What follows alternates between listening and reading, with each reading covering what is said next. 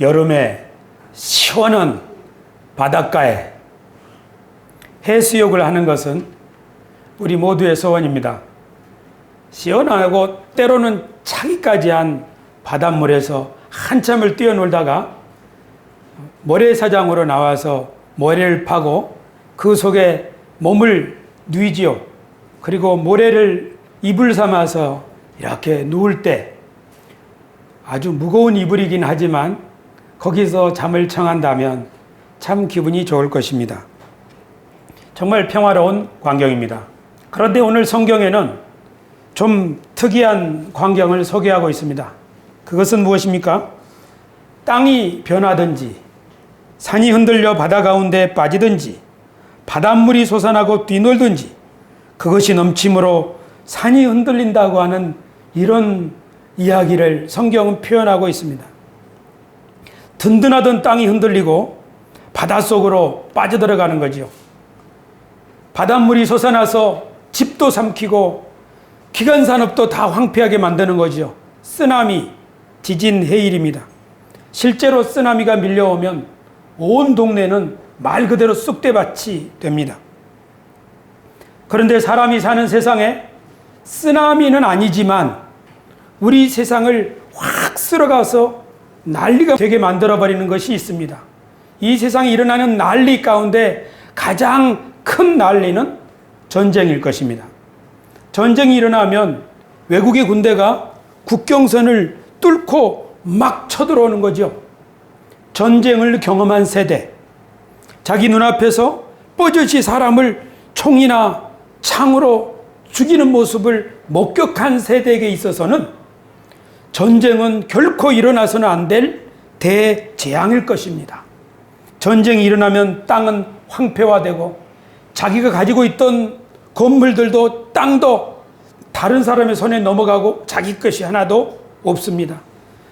애지중지 모으던 화폐도 전쟁이 일어나면 소용이 없게 됩니다. 이처럼 전쟁은 세상을 통째로 바꾸어 버리게 됩니다. 이 세상에 일어나는 난리는 전쟁만이 아닙니다. 경제적 난리도 있습니다. 1998년 IMF가 한국에 밀어왔을 때 우리의 한 민족에게는 큰 상처가 되었습니다. 많은 사람이 그 고통을 견디지 못하고 목숨을 끊었습니다. 그보다 전에는 석유 파동이 있었습니다. 지금 우리나라는 일본과 경제 전쟁을 벌이고 있습니다. 잔잔하던 바다가 갑자기 흉흉해지며 넘실거리며 산으로 밀려오는 것처럼 안전하고 든든하던 상황이 돌변해서 이 상황을 어떻게 해결해야 될까 하는 마음에 두려운 생각이 분노로 표출되어 광화문에서 시위를 하기도 하고 또 우리 내부 결속을 다지는 그런 운동을 일으키기도 합니다. 이런 난리는 학교 교실에도 일어납니다. 그래서 오래전부터 교실 붕괴라는 말이 있습니다. 원래 학교 선생님은 아버지처럼 존중하고 따라야 되는 대상인데 그런 말은 사라진 지 오래입니다. 왜 공부를 해야 하는가? 왜 교사를 존중해야 하는가? 무엇이 옳은가? 이 세상에 정말 옳은 것이 있는가? 이 세상에 정말 진리가 있는가? 이런 것에 대해서 대답을 찾지 못한다면 우리가 사는 이 세상의 정신문화도 정신세계도 흔들리게 될 것입니다. 그래서 기존 질서가 무너지게 됩니다. 어떤 분들은 이미 우리 시대에 그런 일이 벌어지고 있다고 말하기도 합니다. 질서가 무너진 곳에는 혼돈이 찾아옵니다. 진리가 사라진 곳에는 공허함이 찾아옵니다. 서울대학교의 모토는 진리는 나의 빛이라고 스스로 모토를 표를 정했습니다. 하지만 최근에 서울대 미술대학원에서 한 대학원생이 동료들, 교수들의 왕따를 견디지 못하고 스스로 목숨을 끊고 말았습니다. 그곳에서 진리의 빛을 발견하지 못했기 때문입니다. 진리가 희미한 곳에는, 진리가 희미해져 가는 곳에는 어둠이 득세할 것입니다. 이처럼 이 세상에 처음에 공허와 혼돈 그리고 흑암이 깊음 위에 있었다. 그렇게 성경은 말씀하고 있습니다. 창세기의 시작이 바로 그것입니다. 성경은 세상의 창조 이야기를 그렇게 시작합니다. 창세기는 과학책이 아닙니다. 과학적 세계관이 있던 시절의 이야기가 아닙니다. 그래서 성경은 어떤 과학적 사실이라기보다는 우리 인생에 꼭 필요한 지혜를 가르쳐주고 있습니다. 어떤 지혜입니까? 오늘 본문을 보면 땅이 변하든지 산이 흔들려 바다 가운데 빠지든지 바닷물이 솟아나고 뛰놀든지 그것이 넘침으로 산이 흔들릴지라도 우리는 두려워하지 아니하리로다. 여기에는 큰 재난이 나옵니다. 산이 흔들리고 바닷속으로 깔아앉고 물이 넘쳐서 밀려오는 그런 재난입니다. 우리 인생에도 이런 큰 재난 같은 것이 밀어닥칩니다. 성경의 이 말씀은 우리 인생에 일어나는 어떤 일들을 시적으로 표현한 것입니다.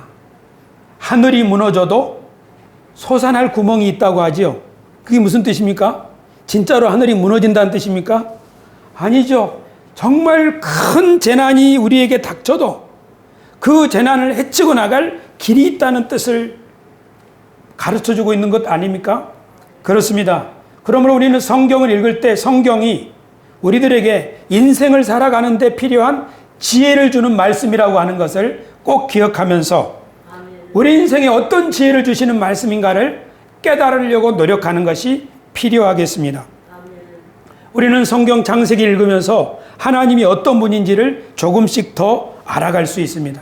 하나님은 이 세상을 창조하고 건설하신 분입니다. 하나님이 이 세상을 창조하셨을 때 이 세상은 어떤 상태라고 했습니까? 공허하고 혼돈한 상태였습니다. 이 세상은 온통 물이 뒤덮여 있는 상태였습니다.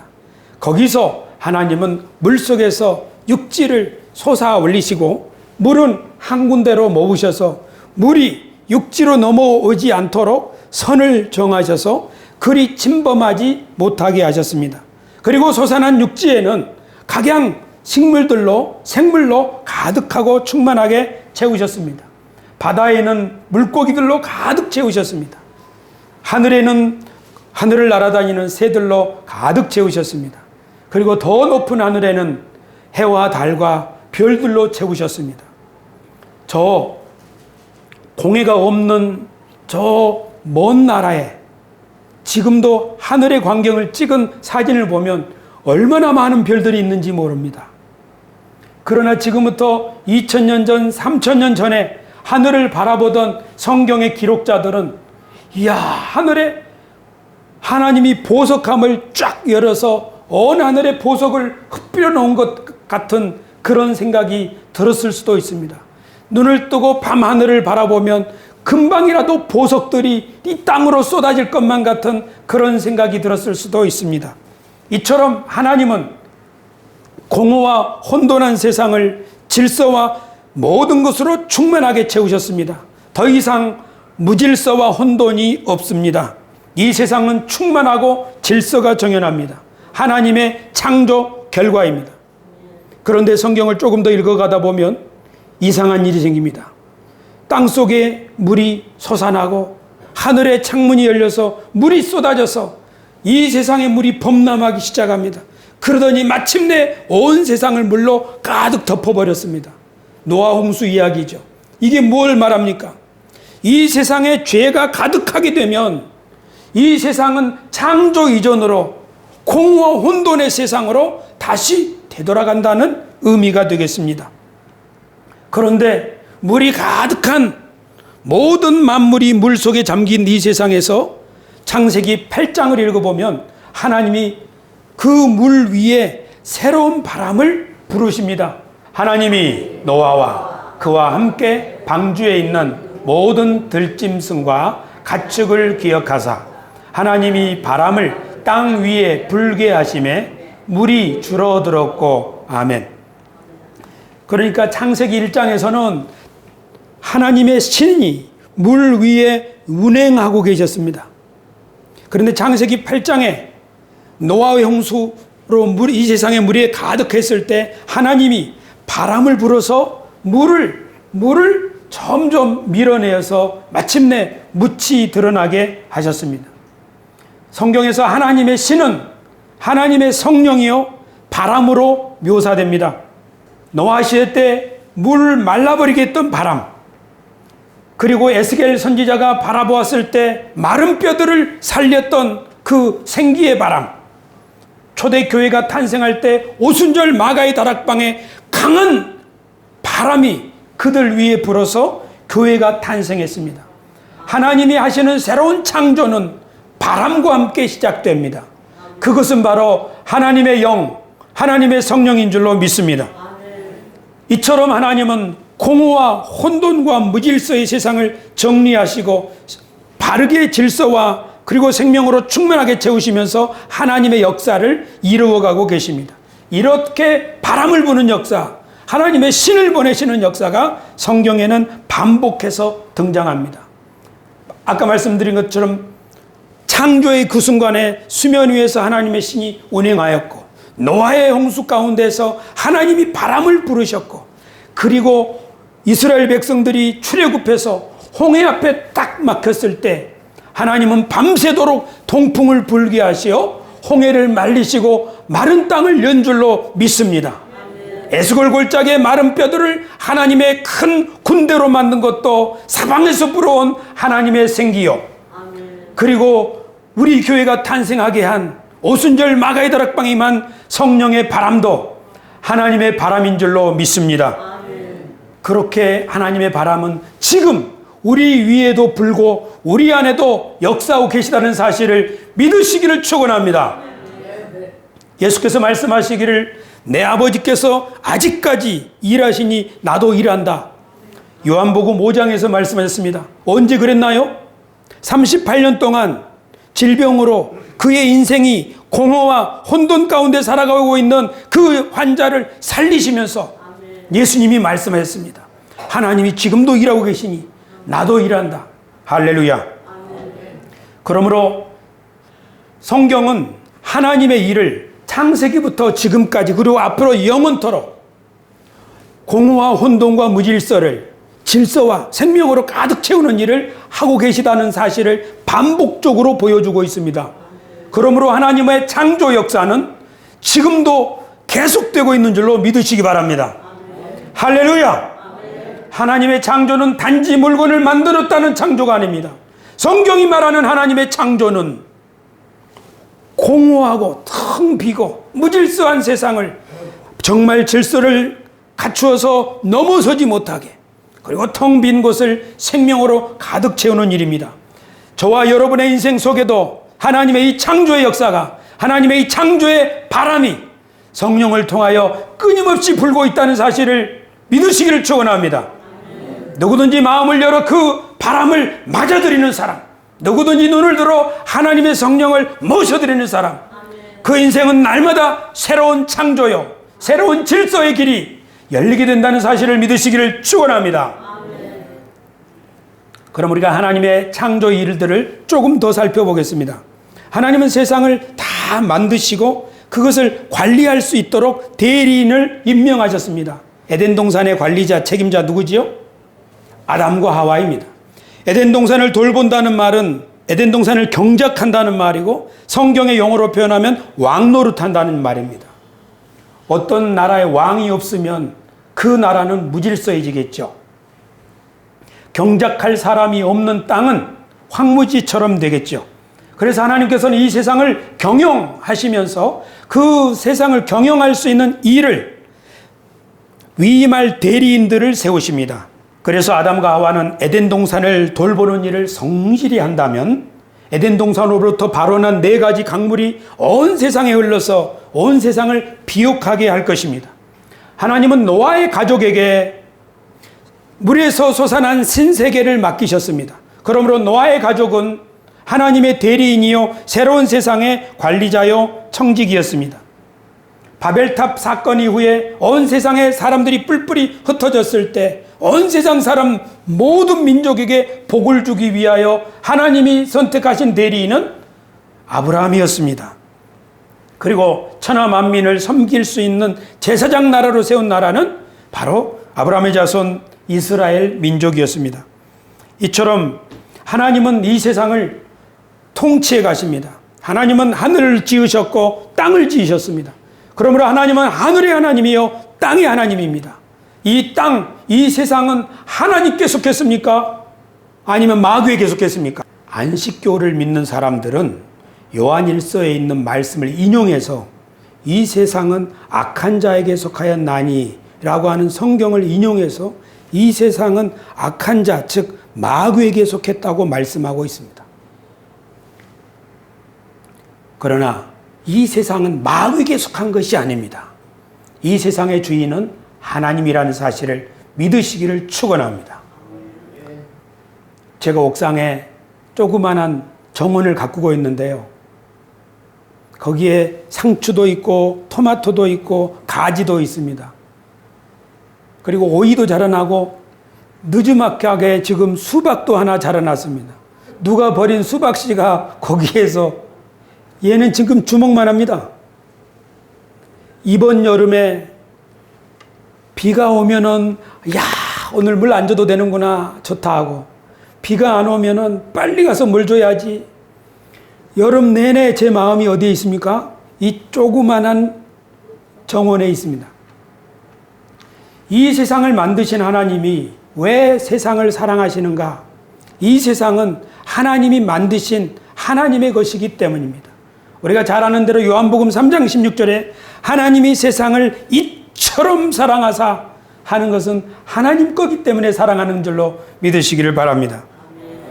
그래서 농부처럼 하나님은 이 세상을 가꾸고 또 문제가 생기면 또 보수하시고 또 사람을 보내서 자꾸자꾸 새롭게 하셔서 혼돈한 세상을 질서와 생명으로 그리고 풍요로운 포도원처럼 만들고 계시다는 사실을 믿으시길 바랍니다.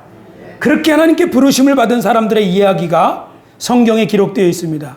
오늘날 아브라함도 죽고 없습니다. 베드로도 죽고 없습니다. 바울도 죽고 없습니다. 오늘날 하나님이 하나님의 세상을 맡겨주기 위하여 부르신 대리인들은 어디에 있습니까?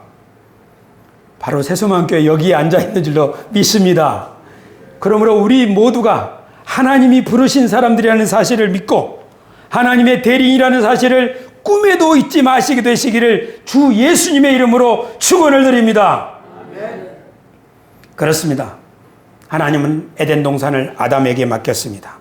하나님은 노아에게 그 가정에 신세계를 맡겼습니다. 하나님은 아브라함의 자손에게 가나안 땅을 약속으로 주셨습니다. 그래서 그것을 약속의 땅이라고 합니다. 그리고 하늘과 땅의 모든 권세는 누구에게 주셨나요? 예수 그리스도께 주셨습니다. 하늘과 땅의 모든 권세를 하나님이 내게 주셨으니 하고 예수님이 말씀하셨죠. 그리고 예수 그리스도께서는 하늘과 땅의 모든 권세를 가지신 분으로서 우리들에게, 주님의 제자들인 우리들에게 땅끝까지 가서 모든 세상 사람들에게 복을 나누어 주라고 말씀하셨습니다. 이렇게 하나님의 통치의 역사는 대리인들을 통하여 성경을 통하여 구비구비 계속적으로 중단 없이 이어져 왔고 우리 이후에도 하나님은 이 세상을 그렇게 이끌어 가실 것입니다. 이처럼 세상을 경영하고 통치하기 위하여 하나님이 부르신 사람들의 모임을 두 글자로 뭐라고 합니까? 예, 교회라고 하죠. 교회는 영어로는 church이지만 성경에 있는 헬라어로는 에클레시아, 즉 부르신 사람들의 모임, 부름을 받은 사람들의 모임이란 뜻입니다. 하나님은 사람을 부르셔서 그들과 언약을 삼으십니다. 아담과 언약을 삼으셨습니다. 노아와 언약을 삼으셨습니다. 아브라함과 언약을 맺으셨습니다. 이스라엘 백성들과 언약을 맺으셨습니다. 예수님도 최후의 만찬 시간에 새 언약을 맺으셨습니다. 하나님은 사람을 부르셔서 하나님의 일을 맡기시기 전에 그 사람과 언약을 맺습니다. 이렇게 하나님은 언약을 맺으시고 그 언약을 잊어버리지 않도록 증표를 주십니다. 아담과 하와에게는 너희는 나와 언약을 맺은 사이다 하고 에덴 동산 한가운데 선악을 알게 하는 나무와 생명나무를 만드셨습니다. 그래서 아담과 하와가 선악과와 생명나무 열매를 볼 때마다 우리는 하나님과 언약을 맺은 사이다, 하나님의 에덴 동산을 우리에게 맡기셨다 하는 것을 기억할 수 있을 것입니다. 이스라엘 백성들이 하나님과 언약을 맺었고 그 언약의 증표로 하나님이 주신 것은 성막과 율법이었습니다.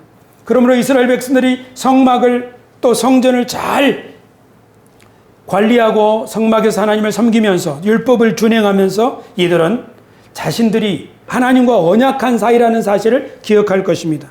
그러므로 성막을 가리켜서 성경에서는 증거막이라고 부릅니다. 십계명판은 증거판이라고 하고 십계명을 보관해둔 궤, 상자는 증거궤라고 성경은 이름을 붙입니다. 무엇을 증거하는 겁니까? 이스라엘이 하나님과 언약한 사이라는 것을 증거하는 것을 말합니다. 오늘 우리들은 예수 그리스도를 주로 믿고 따르는 언약한 사람들입니다. 이렇게 예수님을 믿고 따르겠다고 언약한 사람들에게 이 언약, 우리가 하나님의 대리인이 하나님의 자녀인 사실을 잊지 아니하도록 하나님께서는 약속의 성령을 우리들에게 보내셔서 우리들에게 인을 치셨다고 에베소서 1장에서 말씀하고 있습니다. 이처럼 하나님이 각 사람에게 보내신 성령은 우리가 하나님의 자녀라는 사실을 성령께서 우리 속에 자꾸자꾸 일깨워주고 있습니다. 믿으시기를 축원합니다. 교우 여러분, 우리가 하나님의 자녀라고 하는 사실을 잊지 아니하도록 하나님께서는 우리 마음속에 성령으로 인을 치셨습니다. 그러므로 누구든지 하나님 앞에 진지하게 나아가서 하나님, 제가 하나님의 자녀라고 하는 증표가 어디 있습니까? 하나님이 나와 함께 하신다고 하는 증거가 어디 있습니까? 하고 하나님 앞에 기도하면 하나님께서 우리 각 사람에게 부어주신 성령을 우리 속에 다시금 일깨워 주셔서 우리 속에 하나님의 자녀라고 하는 흔들리지 않는 확신을 가지게 해주신다는 사실을 믿으시기를 축원합니다. 그러니 성도가 기도하는 것은 당연한 거죠. 최근에 금요일 밤에 몇 사람이 모여서 기도하고 있습니다. 요새 저는 금요일 밤에 기도할 때 기도를 하다 보면 통곡을 합니다. 그러면 우리 뒤에서 듣고 계시는 우리 권사님들, 안수 집사님 조금 부끄러울 때가 있습니다. 왜냐하면 말 그대로 통곡을 하기 때문에요. 그렇게 하나님 앞에 통곡으로 기도하고 나면 하나님이 내 마음속에 야, 너만 그런 게 아니다. 예수 그리스도를 생각해봐라. 너만 그런 게 아니다. 바울을 생각해봐라. 하고 그 성경에 있던 예수님과 바울의 이야기들을 생각나게 하시면서 나로 하여금 다시 목회자로서 사명을 감당해야 되겠다고 하는 뜨거운 마음을 불러일으켜 주십니다. 성령의 약속의 성령을 우리에게 주신다는 것은 바로 그런 것입니다. 누구든지 하나님이 예수 그리스도의 사람으로 부르신 사람이 진지한 마음을 가지고 삶의 애달픈 문제든지 나의 길을 하나님 앞에 맡기면서 주님의 인도하심을 구할 때 그 기도하는 그 자리에는 하나님이 성령을 부어주신다는 사실을 믿으시기를 축원합니다. 할렐루야. 우리가 결혼할 때 미국에서는 이런 말을 한다고 합니다. 이건 팝송으로도 나와 있는데요. 나는 당신의 여인이며 당신은 나의 남자입니다. I am your lady and you are my man. 이 사람은 당신은 내 남자, 당신은 내 여자 이거죠. 이게 뭔 말입니까? 우리들은 서로 언약한 사이라는 뜻입니다. 어떤 여자가 어떤 남자를 가리켜서 이 사람은 내 남자야 이렇게 말할 때는 그 두 사람은 결혼으로 엮어졌다는 뜻이죠.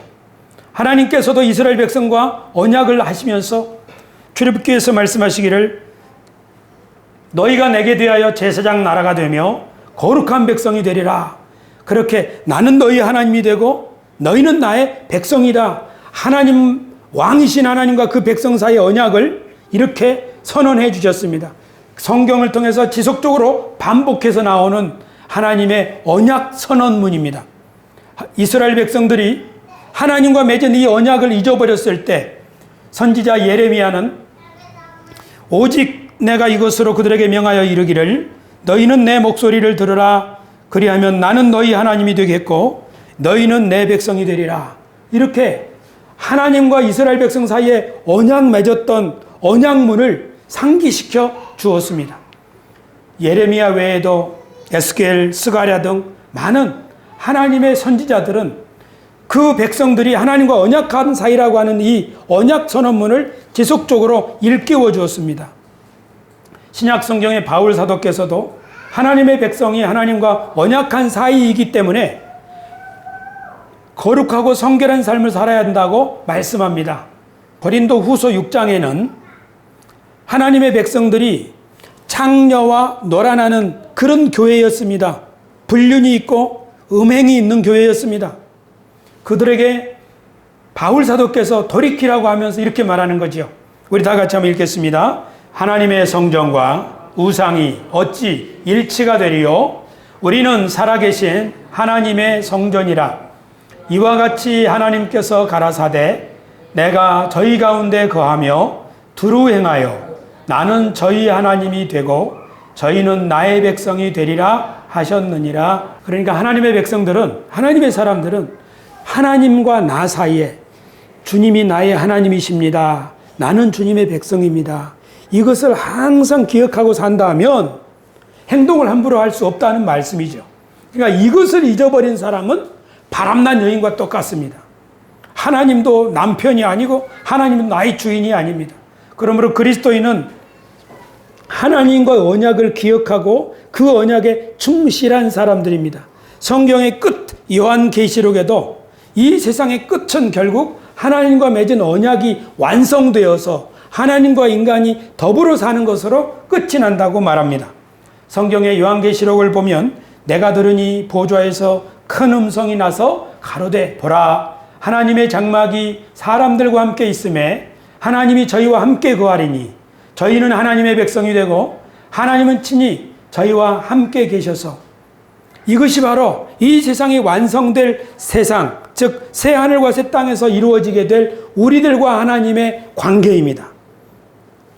하나님이 처음부터 대리인들을 부르셔서 언약을 삼으시고 세상을 치유하시고 회복해 오시면서 마지막에 하나님의 새 예루살렘이 이 땅에 내려올 때 하나님과 우리 사이의 언약은 눈앞에서 보이는 현실이 된다는 말씀입니다. 이처럼 하나님께서는 세상을 지으시고 그것을 경영하십니다. 하나님이 세상을 경영하실 때는 대리인을 통하여 위임 통치를 하십니다. 그러므로 하나님의 대리인인 우리가 하나님과 맺은 언약에 충실한다면 이 땅에 하나님의 나라가 견고하게 세워질 것입니다. 믿으시면 아멘 합시다. 그러나 우리가 하나님과 언약을 깨트려 버리면 다시 이 땅은 공허하고 혼돈하고 무질서한 창조 이전의 세계로 돌아가고 말 것입니다. 아담이 하나님과의 언약에 충실했다면 선악과와 생명나무를 잘 지켰을 것입니다. 아담이 하나님과의 언약을 잊어버렸기 때문에 함부로 그것을 만지고 언약을 깨뜨려 버린 거죠. 그러므로 성경이 말하는 죄가 무엇입니까? 죄란 언약을 깨뜨리는 것을 우리는 죄라고 이해할 수 있습니다. 언약을 깨뜨려서 지키고 돌보아야 될 것을 지키지 않고 외면해 버리는 것이 바로 죄이지요. 이처럼 언약을 잊어버리는 자, 그가 어떤 죄를 짓게 되는가 하는 것을 가인과 아벨의 이야기가 보여주고 있습니다. 가인은 동생 아벨을 죽이고 나서 하나님 앞에 이렇게 얘기하죠. 여호와께서 가인에게 이르시되 내 아우 아벨이 어디 있느냐? 그가 이르되 내가 알지 못하나이다. 내가 내 아우를 지키는 자니까? 하나님의 언약을 잊어버리면 자신이 무엇을 지켜야 하는지를 망각해버리는 겁니다. 아담과 하와가 지켜야 될 게 뭡니까? 에덴 동산입니다. 부모는 자식을 지키는 자입니다. 자식은 연로한 부모님을 지켜드리는 자입니다. 형은 동생을 지키는 자입니다. 형제는 서로를 지키는 자입니다. 부부는 서로를 돌보는 자입니다. 교사는 제자를 지키는 자입니다. 왜 그렇습니까? 하나님이 사람을 만드셨을 때, 그리고 하나님의 형상으로 사람을 지으셨을 때, 그리고 사람과 언약을 하셨을 때 이 모든 것을 관리하고 지켜라. 그래서 풍성하게 만들라. 어떻게 그렇게 될 수 있습니까? 서로 돌보아주고 지켜줄 때 이 세상이 풍성한 하나님의 세계가 된다는 사실을 우리는 기억해야겠습니다. 그러므로 우리의 모든 인간 관계는 하나님과 인간의 언약 관계 위에 세워진다는 사실을 기억해야 하겠습니다. 그러므로 가인이 내가 내 아우를 지키는 자입니까? 이렇게 말한 것은 자기의 본분인, 자기의 도리인 하나님의 언약을 망각해버렸음을 알 수 있습니다. 세상에서 사람의 도리를 중요하게 생각하는 유교 전통에 의하면 삼강 오륜이 있습니다. 삼강은 임금과 신하의 관계, 부모와 자식의 관계, 아내와 남편의 관계, 이것이 모든 인간관계의 가장 근본이라는 것입니다. 오륜은 부자유친, 군신유의, 부부유별, 장유유서, 붕우유신, 이것은 유교의 가르침, 즉 맹자와 공자의 가르침을 잘 공부한 동중서라고 하는 분이 지금부터 2200년 전에 정리한 내용입니다. 중국에서 일어난 유교의 가르침은 우리나라와 동남아시아에 널리 퍼졌습니다. 그러므로 부자유친, 부모와 자식 사이에는 친근함으로 대해야 합니다. 임금과 신하 사이에는 올바름으로 대해야 합니다. 부부 사이에는 서로의 일을 구별해서 존중해 주어야 한다는 것이 부부유별입니다. 장유유서, 나이가 드신 분들에게는 먼저 할 수 있도록 배려해 드리는 것이 옳다는 거지요. 친구지간에는 신의를 지켜서 어려운 일이 있을 때 함께 극복해 나가는 것, 그것이 붕우유신인의 가르침입니다. 구약 성경의 율법의 정신도 핵심은 사람을 존중하라는 것입니다. 대접을 받고 싶은 대로 대접하라. 그것이 황금률 아닙니까? 성경의 모든 계명들을 정리하면 하나님을 사랑하고 사람 이웃을 사랑하라는 것이죠. 그러므로 하나님의 율법은 누구에게 준 것이냐면 하나님과 언약을 맺은 사람이 그 언약에 충실하고자 할 때 주어진 것이 바로 율법입니다. 오늘날 중국에서 일어난 이 유교의 가르침은 더 이상 이 시대를 이끌어갈 수 없는 가르침이 되어버렸습니다. 지금 중국에서뿐 아니라 우리나라에서도 유교의 가르침을 강조하는 사람이 있다면 구시대적인 사람이라고 취급을 받을 수 있습니다. 가치관이 흔들리고 도덕과 윤리가 흔들리고 있습니다. 공의와 정직, 그리고 자비와 사랑을 실천해야 될 이유를 잃어버리고 돈, 쾌락, 권력에 미혹되어 사회가 지금 어지럽게 되어가고 있습니다. 다시 공허와 혼돈이 우리 세상을 뒤덮고 있습니다. 아무리 좋은 가르침, 삼강 오륜이 있다고 할지라도 그 기초가 허물어져 버리면 거기는 어떤 집도 어떤 건물도 세울 수가 없고 붕괴되는 것이지요. 이 사회의 도덕과 윤리, 사회의 정의와 공동체 정신을 세우기 위한 기초는 너무나도 중요합니다. 기초가 없는 곳에는 결코 문명을 세울 수가 없습니다. 이 기초가 무엇입니까? 성경은 이 모든 관계의 기초가 하나님과 사람의 언약이라고 말씀하고 있습니다. 그러므로 이 언약에 충실한 사람은 이 언약을 잘 지키면서 살아간다면 이 사람은 자신이 누구인지 하나님이 우리를 어떻게 이끌어 가시는지를 분명하게 깨달을 수 있습니다. 교우 여러분, 학생이 언제 자신이 학생임을 가장 실감나게 느낄 수 있나요? 제 경험을 비추어 볼 때는 밤 10시까지 학교에서 공부하고 별을 바라보면서 집에 갈 때 이 가슴 속에 야, 오늘도 공부 열심히 했구나 하는 이 뿌듯한 마음, 그것이 내가 학생이라고 하는 느낌을 가장 진하게 느꼈던 시간이었습니다. 부모가 언제 자신이 부모라는 사실을 뼈저리게 느끼게 됩니까? 자식을 위해서 이리저리 수고하면서 자식을 위해서 애를 쓰면서 자식을 살리기 위해서 잠 못 자고 수고할 때 내가 진짜 부모가 되었구나, 그런 것을 느끼는 거죠. 목회자가 언제 내가 진짜 목사구나 그런 걸 느끼겠습니까? 한 영혼을 위하여 눈물을 흘리며 수고하며 땀 흘리며 수고할 때, 애타하며 수고할 때 내가 진짜 목사구나 그런 것을 느끼지 않습니까? 자기에게 주어진 임무를 성실히 감당하고자 할 때 그 사람은 자신이 누구인지를 알게 되며 하나님이 그를 어떻게 이끌어가는지를 깨닫게 될 것입니다. 성도가 어떻게, 그리스도인이 어떻게 자신이 그리스도이라는 사실을 분명하게 확신할 수 있습니까?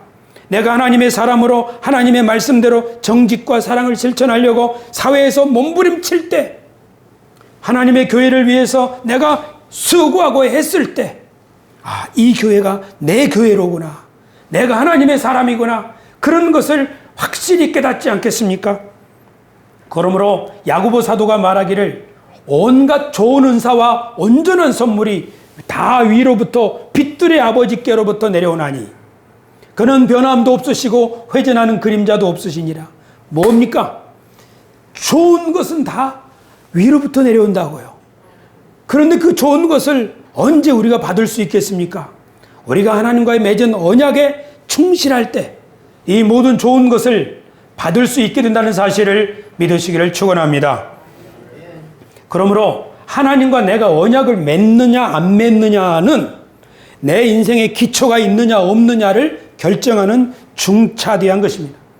지금 중국을 바로잡기 위해서 공안 경찰이 백성들을 감시하는 것으로 되는 것이 아니라 중국의 백성들이 하나님과 바른 언약을 맺어야 그 정신에서부터 중국의 기초가 세워지게 될 것입니다. 우리 기독교인이 많은 우리나라도, 우리나라가 든든하게 세워지려면 기독교인인 우리들이 하나님과 언약을 다시 맺어야 합니다. 하나님과 언약을 맺지 않는다면 기독교의 기초는 흔들릴 것입니다. 신앙생활은 계약 결혼과 같은 것이 아닙니다. 신앙생활은 취미생활도 아닙니다. 얼마간 해보고 마음 내키지 않으면 그만둬야겠다, 이런 마음가짐으로는 집도 세워지지 않고 그 무엇도 할 수가 없게 되는 것입니다. 기초가 흔들리는 세상, 오늘 성경은 그것을 말씀하고 있습니다. 산이 흔들려 바다 가운데 빠지게 되고 바닷물이 솟아나고 뛰놀고 그것이 넘침으로 산이 흔들리는 세상, 그것이 바로 성경이 말하는 기초가 흔들리는 세상입니다. 지금 이 세상은 흔들리고 있습니다. 지난 7월 21일 상주에서 지진이 일어났습니다. 일본은 지금 늘 지진 가운데 살고 있습니다. 이 땅이 흔들리고 있습니다. 땅만 흔들리는 것이 아니라 우리들가 살고 있는 문화와 정신, 윤리와 가치관, 도덕, 신념, 이런 것들도 지금 흔들리고 있습니다. 세상이 흔들림으로 교회도 흔들리고 있습니다. 부모가 흔들림으로 자녀도 흔들립니다. 시편의 기자는 오늘 이렇게 요동하고 기초가 흔들리는 세상 가운데서 우리는 두려워하지 아니하리로다, 이런 고백을 합니다. 왜 그렇습니까? 이 흔들리는 세상 가운데서 기초를 든든히 세운 사람이 있습니다. 그 사람은 매일 하나님의 얼굴을 배웠고 하나님과 내가 언약한 사이라고 하는 사실을 날마다 점검하고 확신하는 사람입니다. 그래서 그런 사람은 주야로 여호와의 말씀을 묵상하는 것입니다. 기도하는 것입니다. 성경을 보면 시편 27편 4절 우리 다 같이 한번 읽겠습니다. 시작. 내가 여호와께 바라는 한 가지 일, 그것을 구하리니 곧 내가 내 평생에 여호와의 집에 살면서 여호와의 아름다움을 바라보며 그의 성전에서 사모하는 그것이라. 아멘. 내가 한 가지를 구하겠다는 겁니다.